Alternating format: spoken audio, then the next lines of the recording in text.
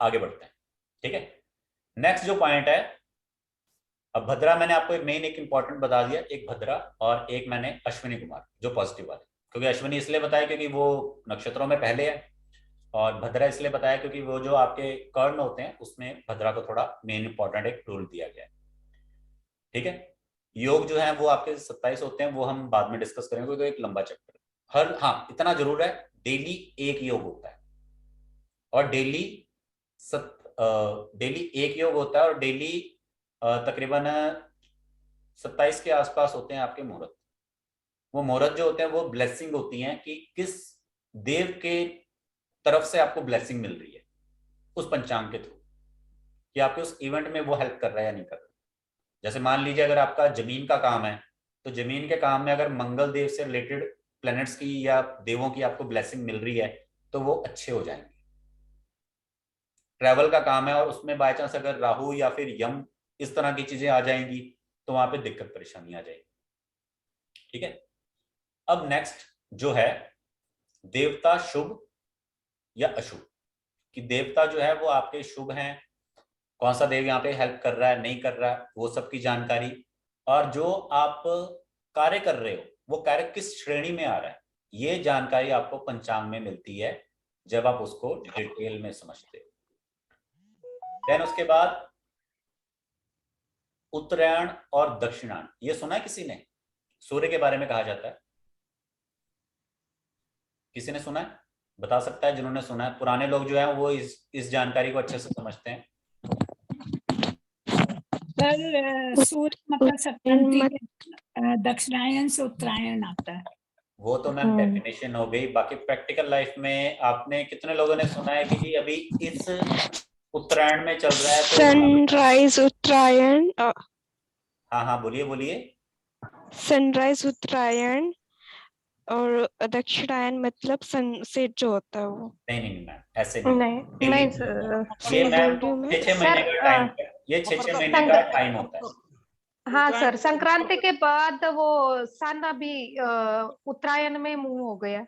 हाँ जी, तो अब मैरिजेस स्टार्ट हो जाएंगी। जी मकर जी से कर्क तक का उत्तरायण कहा जाता है, कर्क से धनु तक का दक्षिणायन मतलब कहा कंसेप्ट है ना माइंड में, बस उसको समझना होता है। ये छोटा सा आपको ये क्या है, ये एक एक्स्ट्रा नॉलेज है जो होती सबके पास है, बस कंसेप्ट जानना चाहिए क्या होता है। अब इसको हम लॉजिक वे में चलते हैं, तो नॉर्थ पोल और साउथ पोल में 6 महीने दिन 6 महीने रात होती है, तो वही आपका उत्तरायण और दक्षिणायन है, शॉर्टकट में समझो। ठीक है, क्लियर है? बाकी उसको मैं दूसरे तरीके से पंचांग का जब चैप्टर होगा उसमें समझा दूंगा। जैसे हर व्यक्ति के गुण होते हैं, कुंडली मिलान में आप देखते हो ना, सतोगुण रजोगुण तमोगुण, या फिर हर पर्सन की पर्सनैलिटी और नक्षत्रों और ग्रहों के आधार पे गुण होते हैं, उसी तरह नक्षत्रों के भी ने भी अपने आप को गुणों में तब्दील किया हुआ है। सतोगुण में जैसे आपका जुपिटर प्लैनेट सतोगुण में आ जाएगा, रजोगुण में आपका मंगल आ जाएगा, तमोगुण में आपका शनि आ जाएगा, ये प्लैनेट का हो गया। लेकिन जो 27 नक्षत्र होते हैं उन नक्षत्रों के अनुसार आपके ये गुण देता है, और इन गुणों के अंडर जो कार्य होते हैं वो अगर व्यक्ति करता है तो पॉजिटिव रिजल्ट मिलते हैं। अगर आप सतोगुण से बिलोंग करते हो लेकिन आप काम तमोगुण के कर रहे हो तो काम प्रॉब्लम्स देते हैं, काम नहीं बन पाते। तो ये नॉलेज है, अवेयरनेस है, जिससे आप समझ सकते हो कि मैंने कैसे डील करना है। हालांकि ये पंचांग का पार्ट नॉलेज के लिए है, लेकिन आप इसको प्रेडिक्शन वे में भी ले सकते हो, ये आपके ऊपर प्लस पॉइंट है। इसलिए मैंने कहा कि पंचांग देखना तो सिखाऊंगा ही, जो फालतू की बात है वो भी बताऊंगा, क्योंकि आपने कौन सी चीज को पंचांग में लेना है, कौन सी चीज को प्रेडिक्शन में लेना है, ये आपके ऊपर है।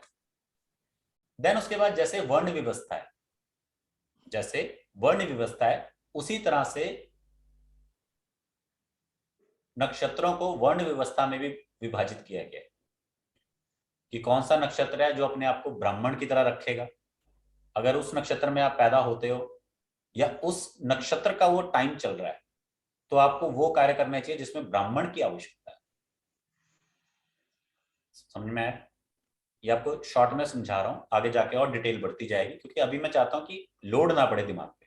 शॉर्ट में पहला ये है कि ब्राह्मण नक्षत्र में आपके कार्य ब्राह्मण समान, अभी जो हम कार्य कर रहे हैं ये सारे ब्राह्मण से जुड़े, ठीक है, क्योंकि कोई भी आप एस्ट्रोलॉजी की बुक ले लो तो उसमें ऋषि महाराज जी बने होते हैं, तो ब्राह्मण, और आप पंडित जी के पास जाते हो वो ब्राह्मण है, ठीक है। क्षत्रिय, फिर उसके बाद क्षत्रिय जो थोड़े मारधाड़ लड़ाई वगैरह करते हैं, थोड़े से होते हैं। वैश्य, ये आपके कामकाज वाले आ जाएंगे, ठीक है। फिर उग्र जाति, उग्र जाति थोड़ी सी ये भी गुस्सैल टाइप होती है, जो कि क्षत्रिय के समान होती है लेकिन वो रुतबा नहीं मिला होता, ठीक है। देन उसके बाद शूद्र, थोड़े नीचे नेगेटिव, ठीक है। देन उसके बाद नक्षत्रों की दृष्टि, ये जो पॉइंट है नक्षत्रों की दृष्टि, ये आपको एक, आपने किसी ने कोर्स सुना होगा लॉस्ट एंड फाइंड, आप में से कितने लोगों ने सुना है लॉस्ट एंड फाइंड आइटम्स? आपकी कोई चीज गुम गई है उसको खोजना, और जो गुम गई तो उसको भूल जाना, सुना किसी ने? चलो किसी ने नहीं सुना तो मान लीजिए कि कोई वस्तु आपकी खो चुकी है, कोई वस्तु आपकी खो चुकी है और वो वस्तु आपको मिलेगी या नहीं मिलेगी, ये पॉइंट इसमें क्लियर समझाया गया है कि कुछ नक्षत्र होते हैं जो अंधलोचन यानी कि अंधे होते हैं, कुछ मंद होते हैं विजन कम, कुछ मध्य होते हैं, कुछ सुलोचन यानी कि काफी शार्प होते हैं, फुल आइज से देखते हैं, ठीक है। तो इनसे डिफाइन होता है कि जो वस्तु आपकी गुमी है या जो इवेंट आप करना चाहते हो वो उन नक्षत्रों के अधीन अगर आ रहा है तो उसकी परसेंटेज क्या है सक्सेस की। अगर आप चाहते थे कि वो गुम गया तो अच्छी बात है, तो कितनी परसेंटेज है कि वो अब दोबारा नहीं आएगा लाइफ में, और कितनी परसेंटेज की है कि आप चाहते थे कि वो मुझे वापस मिल जाए। तो यहाँ पे ये मंद, अंध, मध्य और सुलोचन नक्षत्र डिसाइड करेंगे कि वो मिलेगा या नहीं मिलेगा। 27 नक्षत्रों को 4 भागों में बांट दिया गया। देन उसके बाद मास शून्य नक्षत्र, आप देख रहे हो यहाँ पे लिखा हुआ है, इसका मतलब क्या होता है? जैसे कि मैंने आपको अभी बोला कि टाइम, एक दिन को आपने समझना है, तो दिन को समझने से पहले महीने को समझते हैं।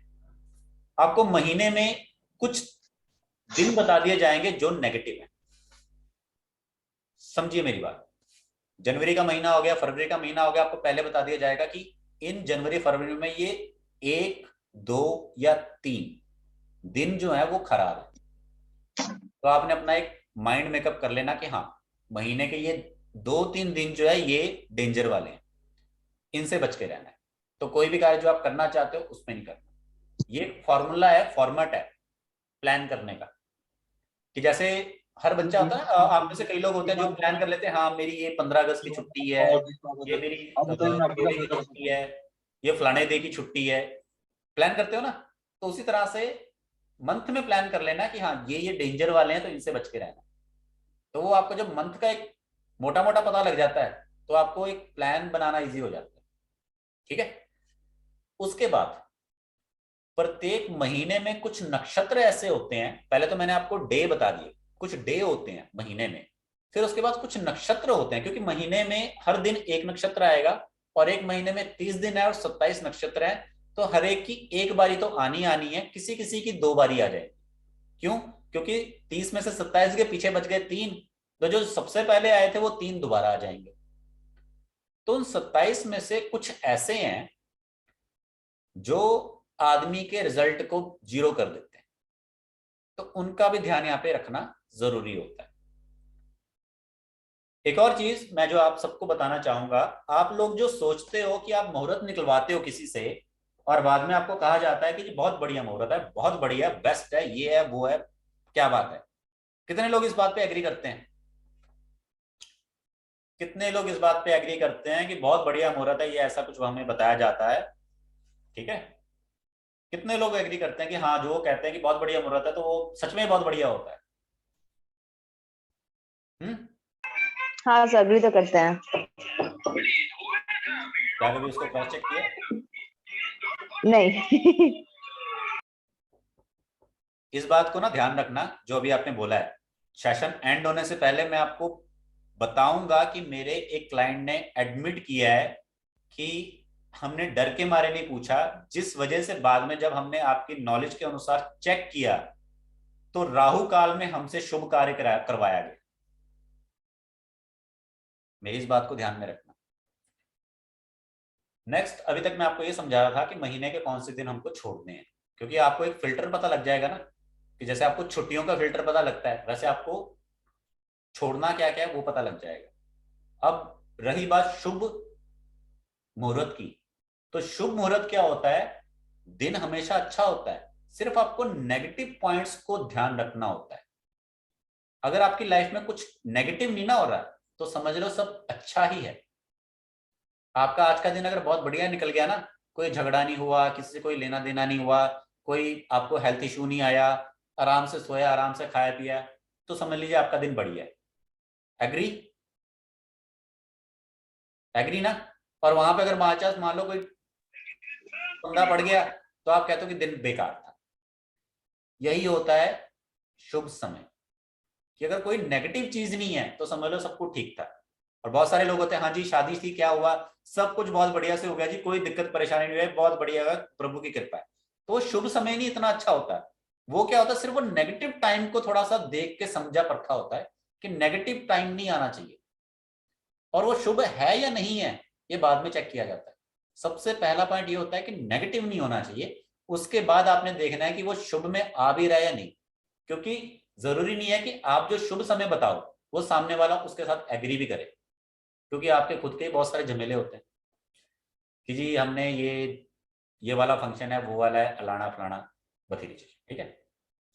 उसके बाद कुछ नक्षत्रों को 3 हिस्सों में बांटा गया, जैसे ऊपर मैं आपको अलग अलग हिस्सों में बता रहा था, तो उसी तरह से नक्षत्र कुछ होते हैं बहुत शुभ, कुछ होते हैं मीडियम, कुछ होते हैं नेगेटिव। तो जो आपके नेगेटिव काम होते हैं वो नेगेटिव नक्षत्रों में करने चाहिए, जो पॉजिटिव होते हैं वो पॉजिटिव में करो, और जो मीडियम है वो मीडियम वाले में करो, ठीक है। कौन कौन से पॉजिटिव या नेगेटिव है ये भी मैं आपको क्लियर कर दूंगा आगे। बाकी आपके जो महीनों के नाम है पौष, मौग, फागुन, बैसाख, वो कैसे बनते हैं? वो महीनों के हिसाब से बनते हैं, और ये वही महीने हैं जो हमारे जनवरी फरवरी वाले हैं, बस आपको नक्षत्रों के आधार पे इनके नाम समझने पड़ेंगे, ठीक है। जैसे फागुनी नक्षत्र होता है तो उससे फागुन का महीना होता है, ठीक है, एग्जाम्पल है।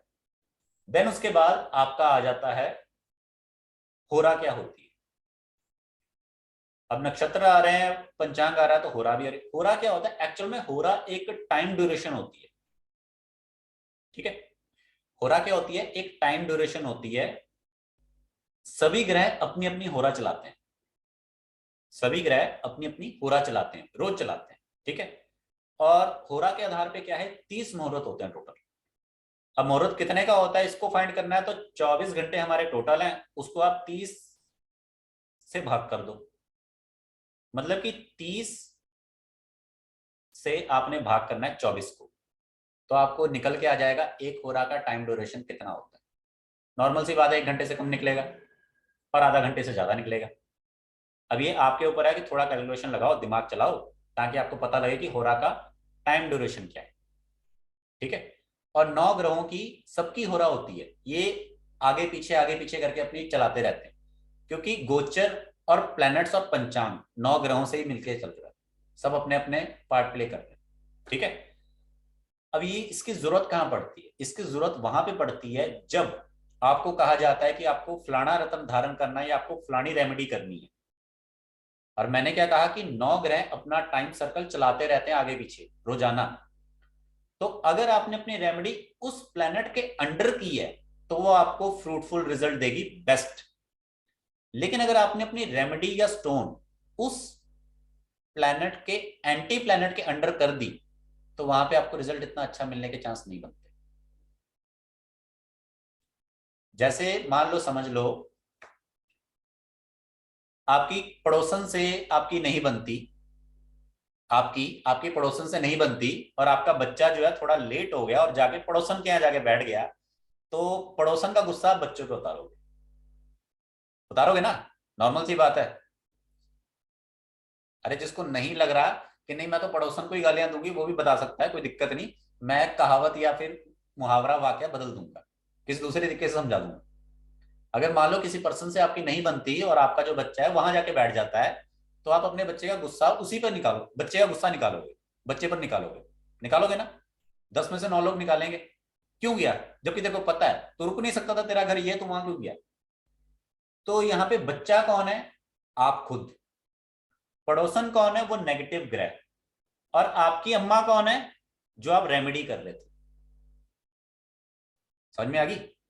लेकिन अगर डिले हो रहा है, आप अपने घर पे हो या फिर आप उस पे के पास गए जो वो पॉजिटिव वाला पर्सन है, तो वो वहां पे एक ग्रेटिट्यूड मिलेगा, एक ग्रेड प्लस होएगा कि हाँ तूने मेरा ध्यान रखा तो मैं भी तेरे बच्चे का रखूंगी, तो ये पॉजिटिव हो जाता है।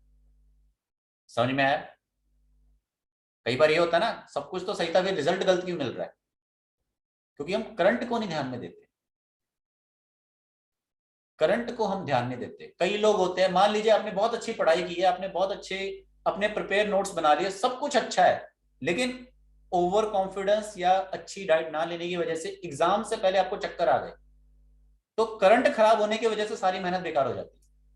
कितने लोग इस बात से सहमत करते हैं? कर रहे हो ना? तो वही पंचांग है कि करंट को समझो। करंट ही तो सब कुछ है, जो एट प्रेजेंट है वही सब कुछ है। कई बार क्या होता है, आप कोई बातचीत कर रहे होते हैं, आदमी कहता है अभी क्या है तेरे पास, ये बता, अभी जेब में कितने हैं। कई बार कोई बातचीत होती है तो अभी जेब में कितने हैं, अभी क्या हैसियत है, अभी क्या हो आप ये बताइए, आगे जो होगा वो देखा जाएगा, या जो हो चुका उसको छोड़ दो, अभी करंट में क्या है। तो करंट होता है मेन आपका पंचांग, इसलिए पंचांग की यहाँ पे बहुत ज्यादा वैल्यू मानी जाती है। कोई फायदा नहीं आपकी उस 2 साल की मेहनत का अगर आपने उस दिन को ध्यान से ना सिलेक्ट किया जिस दिन आपने वो सारी मेहनत का रिजल्ट लेना। ठीक है, इसलिए यहाँ पे होरा बहुत इंपॉर्टेंट मानी गई। ये आपका होरा का टोटल चैप्टर। और दूसरा, होरा कैसे वर्क करती है। मान लो आपने जिद पकड़ ली मैंने आज ही करना है, लेकिन कोई योग मुहूर्त या फिर बढ़िया टाइम नहीं निकल रहा, लेकिन होरा से आप सजेस्ट कर सकते हो कि ये चीज आपको सपोर्ट करेगी, कम से कम नेगेटिव चीजें देगी। जैसे कई लोग होते हैं, यार मैंने शादी करनी है, आज ही करनी है या कल ही करनी है, मुहूर्त वुहूर्त भले ना ही हो, या कोई भी ओपनिंग करनी है, जाना है आना, जो भी है, तो वहां पे आपको होरा वर्क करेगी। आप इजीली सिर्फ होरा एक दिन अच्छे से पढ़ लोगे, मुझसे आप पंचांग में अगले को कंसल्ट कर सकते हो, आपको क्या टाइम सुटेबल, इजीली। पूरा अगर लंबा चौड़ा आपने कंसेप्ट नहीं भी समझना। देन उसके बाद राहु काल पंचक, जैसे पंचांग बताया वैसे पंचक होता है, और भद्रा। इनको देखना कैसे है, डिटेक्ट कैसे करना है, और कैसे ध्यान में रखना है कि इस टाइम ड्यूरेशन का हमको अवॉइड करना है। अब कोई मेरे को ये मत पूछना कि रेमेडी क्या है।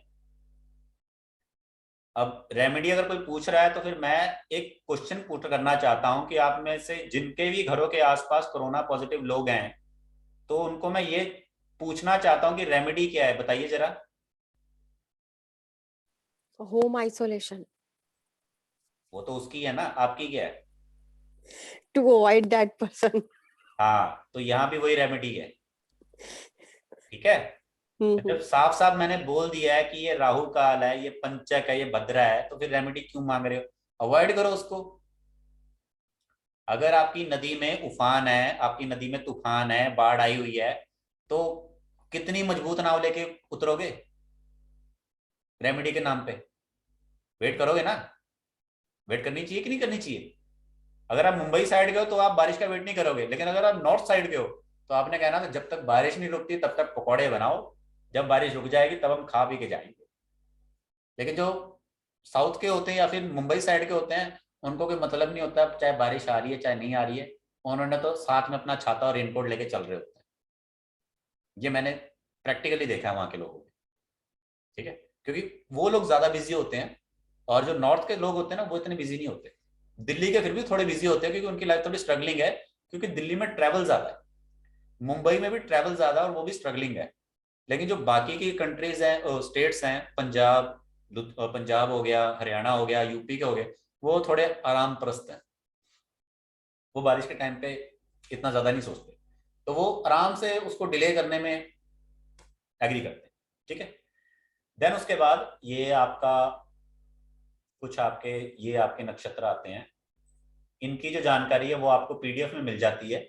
ये सिर्फ आपकी जानकारी के लिए आपको बताया जाता है। दुग्ध, संकर, ध्रुव, चर, उग्र, मृद, मिश्र नक्षत्रों का मतलब क्या होता है, कौन से श्रेणी में आते हैं और कौन से इसमें हेल्प देते हैं। तो कभी कभी आपके पास एक पर्टिकुलर क्वेश्चन आ जाता है, तो उसमें आपको नक्षत्र को डिफाइन करना, नक्षत्र को ही पूरा चेक करना होता है। क्यों? आपके पास जो भी व्यक्ति आएगा वो एक नक्षत्र से बिलोंग करेगा, 27 में से कोई एक, उस एक को पकड़ के आपको अच्छे से खींचना है कि वो क्या क्या दे रहा है, ताकि आप उसको रिजल्ट बता सको कि आपने अपनी लाइफ में कैसे डील करनी है, क्या आपके लिए पॉजिटिव है, क्या आपके लिए पॉजिटिव नहीं। ठीक है। त्रिपुष्कर और द्विपुष्कर नक्षत्र, इसको मैं आपको वैसे बता देता हूं। आप में से बहुत सारे लोगों ने, जिन्होंने कभी देखा हो कि कोई आपके आसपास पैदा हुआ है, और अगर आपको जानकारी है तो पूछा होगा बताओ क्या नाम रखें इसका। ठीक है। तो वहां पे जो थोड़ा बहुत हाथ पैर मारने वाला होता है वो निकाल लेता है कुछ ना कुछ, और किसी को नहीं पता होता तो फिर वो कहता है कि जी इतना नहीं पता। ठीक है। तो हर नक्षत्र या नक्षत्रों के चरण होते हैं, सुने आपने, चरण होते हैं। कोई नक्षत्र होता है जिसका कोई चरण नहीं होता, कभी कभी कोई चरण नहीं होता। क्यों? उसके पूरे कंप्लीट अपने में। किसी के क्या होते हैं, एक चरण इधर है, बाकी 3 उधर है। किसी के 2 इधर है, 2 उधर है। किसी का 1 इधर है, 3 उधर है। तो किसी के पूरे अपने इधर ही है। तो जिसके 1 इधर है, 3 उधर है, यानी कि 3 दूसरी साइड है, तो वो त्रिपुष्कर में आ गया। अब यही होगा ना, या तो 1 इधर होगा, 3 उधर होंगे, या तो 2 उधर होंगे, 2 इधर होंगे, या तो पूरे के पूरे हमारे पास ही होंगे, और तो कुछ नहीं हो सकता इसमें। तो जिसमें 2 आ गए वो ध्रुव पुष्कर में आ गया, और जिसके पास पूरे के पूरे हैं उसके पास फुल पावर है। ठीक है।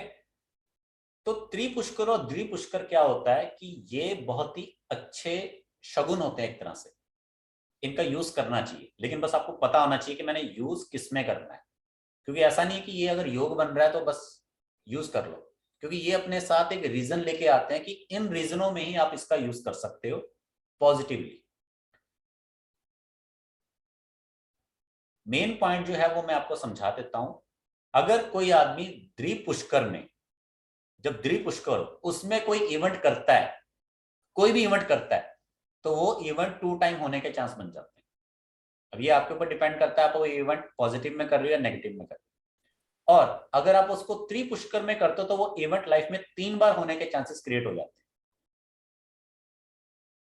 समझ में आया? किसी को डाउट हो, क्वेश्चन में ना क्लियरिटी हो तो मुझसे दोबारा पूछ लें, क्योंकि ये वो चीजें हैं जो आपको लाइफ में परेशान होती हैं कि यही चीज मेरे साथ दोबारा क्यों हुई, मेरे को इसका रीजन नहीं समझ में आता है। कई लोगों के माइंड में होता ना कि मेरे साथ 2 बार हो गया, मेरे साथ 3 बार हो गया, मैं 2 बार फेल हो गई, मेरे को 2 बार सक्सेस मिला, 2 बार मेरे को लॉटरी मिली, 2 बार मेरे को गाड़ी मिली, 2 बार मेरे को बोनस मिला, 2 बार पैसे मिले, 2 बार मेरी किसी ने बेइज्जती कर दी, 2 बार मेरे को किसी ने सुना दिया, 3 बार मेरे साथ ऐसा हो गया, 3 बार मेरे को अच्छा मिला, 3 बार नेगेटिव हो गया, 3 बार मेरे को सेम चीज पे सेम चीज मिली, 3 बार मेरे को सेम ये हो गया, 3 बार वो, 2 बार ये, ऐसा लाइफ में होता है। लेकिन सर मैंने उसका चैट बॉक्स में कुछ लिखा है। ठीक है, आंसर नहीं होता हमारे पास उसका, लेकिन ठीक है, तो आंसर नहीं होता, तो वो कारण क्या होता है? यही द्विपुष्कर और त्रिपुष्कर। Full moon, half moon, like शादी, अच्छा कि किसी आदमी की 2 बार 3 बार। देखो शादी का जो कंसेप्ट है वो मैं आपको बाद में क्लियर करूंगा, क्योंकि शादी लोगों की नजर में अलग अलग तरह से होती है। ठीक है, शादी बाद में जाता हूं। चलो आगे है आपका मुहूर्त नेक्स्ट, क्योंकि इसमें जो आप पॉइंट देख रहे हो, जब आपको थोड़ी देर बाद अपडेशन मिलेगा कल, तो उसमें हो सकता है कंटेंट में और बढ़ोतरी हो जाएगी। मुहूर्त की पॉइंट की बात कर रहे हैं हम। मुहूर्त कितने तरह के होते हैं? तो मुहूर्त आपके निकालने पे आ जाओ तो बहुत सारे हैं, लेकिन ये आपको दिन, 15 दिन और महीनों के हिसाब से मिलते हैं। आपको चयन करना होता है और वेट करनी होती है। 2 घटी, 1 घटी की 2 घटी, 2 घटी मुहूर्त होता है। एक 2 घटी की ड्यूरेशन को मुहूर्त के तौर पे दिया जाता है और फाइंड किया जाता है कि कितना बेस्ट है कितना नहीं, फिल्टर लगा के।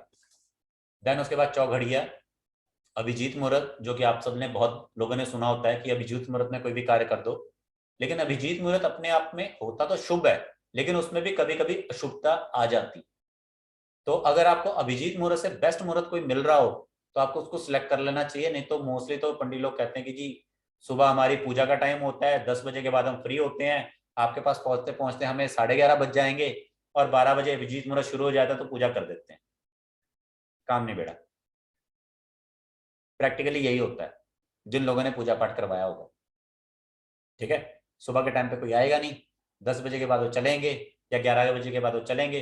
पहुंचते पहुंचते वो 11 बजे पहुंचे, समर्गी वगैरह स्टार्ट शूट करते करते मंत्रोच्चारण का शुभारंभ 12 बजे के आसपास हो जाता है और 1-1.5 बजे से पहले खत्म भी हो जाता है। उसके बाद अपना अन्न प्रसाद ग्रहण करके चले जाते हैं, तो वही आपका बीच में अभिजीत मुहूर्त काउंट हो जाता है शास्त्री गिरी की लाइन के अकॉर्डिंग। लेकिन जिसको नॉलेज है वो अपने हिसाब से देख सकता है। देन उसके बाद पुष्य नक्षत्र, गुरु पुष्य नक्षत्र, रवि पुष्य नक्षत्र, ये इंपॉर्टेंट होते हैं, मेन होते हैं। जैसे नक्षत्रों में अश्वनी मेन है, ग्रहों में सूर्य मेन है, और मतलब अश्वनी मेन इसलिए बोला मैंने क्योंकि वो पहला है, और जो राजा है सबसे इंपॉर्टेंट वो है पुष्य। पुष्य का मालिक होता है गुरु, अश्वनी का मालिक होता है केतु। तो केतु एक पाप ग्रह है, इसलिए उसको हमने यहाँ पे मेन या राजा की उपाधि नहीं दी। पुष्य का मालिक है गुरु, जो कि एक सौम्य ग्रह है, शुभता का प्रतीक है, इसलिए यहाँ पे गुरु को ज्यादा तवज्जो दी गई है, इंपॉर्टेंस दी गई है। ठीक है, देन उसके बाद अमृत सिद्धि योग और सर्व सिद्धि योग। सर्व सिद्धि योग में ऐसे कार्य जो आप चाहते हो कि लॉन्ग टाइम तक चले, वो आपके सक्सेस होते हैं। और अमृत सिद्धि में जो आप रिकवरी से जुड़ा कार्य चाहते हो, जैसे हेल्थ या हीलिंग से, वो आपको यहाँ पे हेल्प देता है। अगर आप प्रॉफिट के रिलेटेड काम करने की सोच रहे हो और अमृत वाला टाइम चूज किया, तो उसमें ये नहीं कहूंगा मैं गलत है, लेकिन मैं ये नहीं कहूंगा कि आपके एक्सपेक्टेशन कंप्लीट हो जाएंगे। सिलेक्शन का यहाँ पे ध्यान रखना पड़ता है। ठीक है, जैसे कोई आदमी है जो खूब मोटा तगड़ा है, तो उसको खाने के लिए भी अच्छी हेल्दी चीजें चाहिए, हैवी चाहिए। ऐसा नहीं कि उसको आपने अगर दलिया खिचड़ी दी तो वो खा नहीं जाएगा, खा वो भी जाएगा, लेकिन उससे उसका कुछ बनेगा नहीं, क्योंकि उसकी जब जो इच्छा है उसको पूरी करने के लिए उसके रिलेटेड सूटेबल चीज चाहिए। तो उसी तरह से आपको इवेंट और टाइम, योग और पंचांग को रिलेट करना है, ताकि आपको पॉजिटिव टू पॉजिटिव रिजल्ट मिल सके।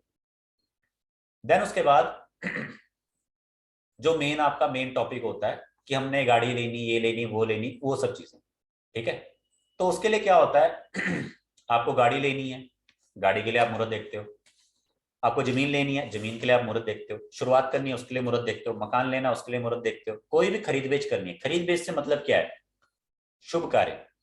जिन्होंने शादी ब्याह से रिलेटेड या फंक्शन से रिलेटेड शॉपिंग्स करनी होती है किसी की शुरुआत करने के लिए, उन चीजों की बात की जा रही है, आपकी ड्रेसेस की बात नहीं की जा रही। या मान लीजिए कोई ड्रेस आप परचेस करते हो और उस ड्रेस को आप पहनते ही नहीं हो, पड़ी रह जाती है, या आपने 1-2 बार पहना होता है, या फिर आपको बाद में फील होता है कि मैंने इस पे पैसे वेस्ट कर लिए हैं, तो वो आप एक नेगेटिव टाइम में परचेजिंग करते हो जो आपको रिजल्ट नहीं देती। बहुत सारे लोग हैं आप में से जो एजुकेशन पे गलत इन्वेस्ट करते हैं। एक शिक्षा लिखा हुआ ना, शिक्षा शुरू करना मुहूर्त में, लेकिन ये शिक्षा है एक बच्चे की जिसने अपनी शुरुआत करनी है। लेकिन समटाइम्स आप, बहुत सारे लोग होते हैं जो आप में से कुछ लोगों ने मेरे को एक बार क्वेश्चन पुट किया था कि सर हम कोर्स ज्वाइन करते हैं और उस कोर्स को फीस भरते हैं, पढ़ते हैं, लेकिन उसका हम कभी रिजल्ट नहीं ले पाते, यूज नहीं कर पाते लाइफ में। क्यों? क्योंकि आपने गलत टाइम में उसको चूज किया होता है और आपका माइंड उसको अलाउ नहीं कर रहा होता। करंट, यस मैंने बोला यस करंट। सही सर। आपने, वो थे हमारे साथ, वो हैदराबाद के, वो राज जी, जो बोलते थे मैं कोर्स ज्वाइन करता हूँ बट मैं कर नहीं पाता कोई भी कोर्स। जिनको वो कैंसर की शिकायत थी, वही ना? सर कैंसर वाले तो दूसरे थे, वो जिनके बेटे का नाम राहु, जो कुछ हाँ, उनको राकेश मैंने था। कहा था आपका लड़का ही आपके पैरों की बेड़ी है, तो वो हाँ समझ हाँ गया कि, हाँ, फिर उन्होंने कहा कि अब नाम बदलना है, तो 21-22 नाम बदलना साल है। के लड़के कैसे नाम बदल दोगे? हम्म। ठीक है ना? राजतुल्ली था, राजतुल्ली हैदराबाद के, जिनको अच्छा अच्छा आपने, अच्छा, वो जिनकी 3 बेटियां। 3 लड़कियों वाले, हाँ। हाँ हाँ हाँ। हाँ, उनकी 3 लड़कियां थी और उनकी तीसरी शादी होने के शायद चांस है। ठीक है, तो ये सब करंट की चीजें होती है। ठीक है, और इसमें आपके गृह प्रवेश, मुंडन, नामकरण, शिक्षा, कान छेदना, ये कुछ कुछ चीजें होती हैं। ठीक है, कान छेदना यहाँ पे इसलिए लिखा गया कि कुछ लोग इसको बहुत रस्म और रिवाज से मनाते हैं, कुछ लोग नहीं मनाते। कान को छेदना एक अच्छी बात होती है। कान को छेदने से प्लेनेट का वीक जो भाव होता है वो कम हो जाता है, और इसीलिए लड़कियों के कान स्पेशली छेदे जाते हैं। और आप में से देखा होगा बहुत सारे लोगों को शादी में, बहुत सारी लेडीज को, फीमेल्स को शादी में या तो चांदी का चकोर पीस या गोल्ड की चीज या पलंग स्पेशली दिया जाता ही जाता है, और कान और नाक में खाली नहीं भेजा जाता, कान या नाक का आपको दिया ही दिया जाता है, और पैर के बिछुए और पैर की पायल, ये सब चीजें केतु को रिप्रेजेंट करती है और पाप ग्रहों को रिप्रेजेंट करती है, ताकि सुखी जीवन बना रहे। ये चीजें अगर आप नहीं दोगे तो वो पाप ग्रह जो है वो आपके जीवन पे हावी होगा, वो दबेगा नहीं। जितना हैवी आप इन चीजों को दोगे अपनी सामर्थ्य अनुसार, उतना वो चीज दबी रहती है। बहुत सारे ज्योतिष या फिर जो मंदिरों में होते हैं वो इसमें द्विविवाह का प्रस्ताव भी रखते हैं कि आपको पहले किसी तुलसी से, घड़े से, या किसी जानवर या पौधे से या किसी से विवाह करवा के उसको खंडित करवा के उसके बाद विवाह करवाना चाहिए, ताकि वो दूसरा सुखी रहे। ये जिन जिन लोगों ने क्वेरीज की होंगी ना जगह जगह जाके, उनको इन बातों के बारे में पता लगेगा। किताबों में इतनी नॉलेज आपको नहीं मिलेगी, या फिर आपको प्रैक्टिकली कोई आपको ऑनलाइन ऐसे नहीं बोलेगा। क्यों? क्योंकि आदमी का मजाक बनना शुरू हो जाता है। लेकिन अगर आप बिहार या यूपी साइड में देखोगे तो वहां पे गधे से, कुत्ते से, कईयों से शादियां करवाई होती है। पुराने लोग इस चीज को मानेंगे, आज की जनरेशन इसको फालतू की बातें कहती है। उसमें क्या होता है, जो कुत्ता या गधा होता है उसकी जगह पे तुलसी का पेड़ या फिर मटका आ गया, कुंभ विवाह या तुलसी विवाह आ गया। ठीक है, तो इससे क्या होता है कि जैसे कई बार हम हॉरोस्कोप देखते हैं तो उसमें क्या होता है, 2 विवाह के योग नजर आ रहे होते हैं या 3 विवाह के योग नजर आ रहे होते हैं, तो उसमें क्या होता है, कलेश बनने के आसार होते हैं। तो वही जो मैंने आपको हॉरोस्कोप सिलेक्शन में बताया कि अगर आपकी हिम्मत है उसको चेंज करने की, उसमें कुछ अपडेट करने की, कुछ अच्छा करने की, तो क्या जा रहा है करने में, करो। जरूरी थोड़ा ना कि आपने जब वो पहला वाला विवाह कैंसिल हो जाएगा, खराब हो जाएगा, तब दूसरा करवाओगे। कौन चाहता है अपनी लड़की का या अपने लड़के का दूसरा विवाह करवाना? लेकिन अगर आपको लग रहा है ऐसे आसार हैं, तो एक मटका फुड़वाने में क्या जा रहा है भाई, 1000-2000 रुपए का लगता है, एक रस्म करते हैं वो अपनी तरफ से। अब देखो, अगर मानो तो सब कुछ है, ना मानो तो बहुत सारे ऐसे लोग भी हैं जी हम नहीं हॉरोस्कोप मानते, बात खत्म। अपनी हिम्मत, अपनी मेहनत, जो होगा देखा जाएगा। लेकिन जब बाद में वो स्ट्रगल कर करके परेशान हो जाते हैं, उसके बाद फिर पता करते हैं कि जी क्या डेट ऑफ बर्थ है और क्या टाइम है हमारा। ठीक है, और मोस्टली वो लोग ज्यादा कहते हैं जिनके पास ये चीजें होती नहीं है। तो पंचांग में फिलहाल इतना है। इसके अलावा पंचांग में छोटी छोटी बातें बहुत सारी होंगी जो आपको मिल जाएंगी। ठीक है, जैसे कि इसमें आपको कुछ कुछ बातें मिलेगी, दांतों के इलाज आपको कब करवाने चाहिए, बाल और नाखून आपको कब कटवाने चाहिए, कौन सी चीजें आपको कब परचेस करनी चाहिए, रेमेडी अगर आपको एक पौधों से जुड़ी है तो वो कब करनी चाहिए, और इसके अलावा आपको कौन से उपाय जो हैं किस तरह से करने चाहिए, कब करने चाहिए। ठीक है, अगर आप बॉडी पे कोई जैसे कुछ लेडीज कहते हैं कि हमको तो जी, आप में से कितनी लेडीज है जिनको ये पता लगा है कि मैंने कॉस्मेटिक पे जब जब खर्चा किया तो वो नुकसान में कन्वर्ट हो गया, या मेरा मेकअप जो है उसकी वैल्यू नहीं हुई। तो ये आपको इसमें बताया जाएगा कि कब आपकी मेकअप की वैल्यू रहेगी, कब नहीं रहेगी, और कब कब आपके नाखून या बाल काटना आपके लिए अशुभ कर्मों में लिखा जाता है। ठीक है, इसके अलावा आप पति पत्नी को किन दिनों में दूर रहना चाहिए, कब आपको कॉस्मेटिक चीजों का इग्नोर करना चाहिए कि नहीं करना, बाकी दिनों में कर सकते हो।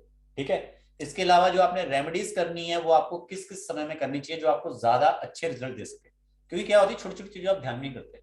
अब जैसे मान लीजिए आपने कंसल्टेशन ले ली किसी से, उसने आपको रेमेडी बता दी, सब कुछ हो गया, फिर भी आपको रिजल्ट नहीं मिला, उसका क्या कारण है?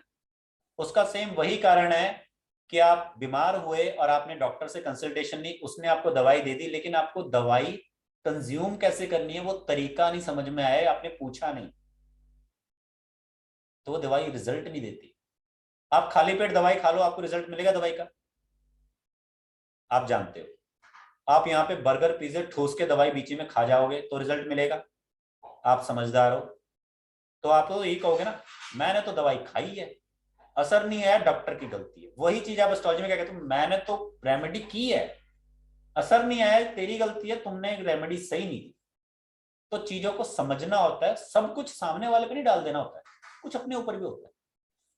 आप में से कुछ लोगों की मेडिसिन चल रही होगी, आप मेरे को सभी लोग कैमराज ऑन करके बताइए कि अगर आपकी 2, 3 या 4 मेडिसिन चल रही है तो मुट्ठी हाथ में एक दवाई लेके फक्की मार के कौन खाता है? कितने लोग हैं?